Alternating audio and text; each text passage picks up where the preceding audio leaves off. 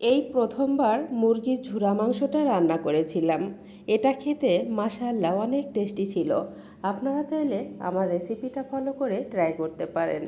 মুরগির ঝুরা মাংস রান্না করার জন্য প্রথমে পাতিলের মধ্যে 2 কাপের মতো পানি দিয়ে দিলাম।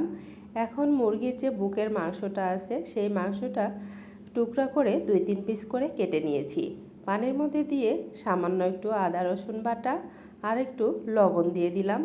এখন সিদ্ধ করে নেব। ঢাকনা দিয়ে ঢেকে দিয়ে 5-6 মিনিট সেদ্ধ করে নিলেই কিন্তু মুরগির মাংসটা সিদ্ধ হয়ে যাবে। দেখতেই পাচ্ছেন সিদ্ধ হয়ে গেছে, সাথে কিন্তু হাফ কাপের মতো পানি রয়ে গেছে।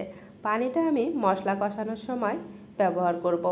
এদিকে মুরগির মাংসটা সিদ্ধ করে নিয়ে ঠান্ডা হয়ে গেলে আমি এখন সুন্দর করে, দেখতেই পাচ্ছেন, একটা করে মুরগির মাংস হাতে নিয়ে এভাবে আঁশগুলো ছাড়িয়ে নিচ্ছি।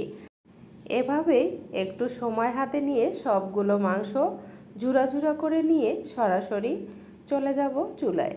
দেখতেই পাচ্ছেন কত সুন্দর করে আমি সবগুলো মাংস ঝুরঝুরা করে নিয়েছি। এখন আগে থেকে ফ্রাই প্যানে তেল দিয়ে রেখেছিলাম, দিয়ে দিলাম একটি তেজপাতা মাঝখান দিয়ে টুকরা করে। এখন দিয়ে দিলাম একেবারে 1 কাপেরও বেশি পেঁয়াজ কুচি আর 5-6টি কাঁচামরিচ ফালি। মাংসের ঝুরি ভাজিটার মধ্যে কিন্তু পেঁয়াজ একটু বেশি দিতে হয়, এতে করে খেতে কিন্তু অসম্ভব মজার লাগে। এর মধ্যে আমি 2-3 মিনিট ভেজে নিয়ে দিয়ে দিলাম আদা রসুন বাটা 2 টেবিল চামচের মতো আর পরিমাণ মতো লবণ। এখন নেড়ে চেড়ে দিয়ে দিচ্ছি শুকনো উপকরণগুলো।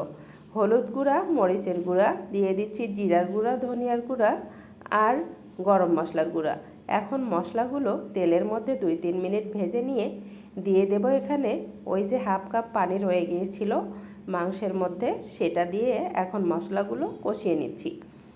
সুন্দর করে 5-6 মিনিট মশলাগুলো কষিয়ে নেওয়ার পর দেখতেই পাচ্ছেন উপরে কিন্তু তেল ভেসে উঠেছে। এই পর্যায়ে আমি ঝুরা মাংসগুলো দিয়ে দেব। এখন শুধু করণীয় হচ্ছে উল্টে পাল্টে লাল লাল করে ভেজে নেওয়া। হাতে সময় নিয়ে ভেজে নেবেন। খেতে দুর্দান্ত মজা হয়েছিল।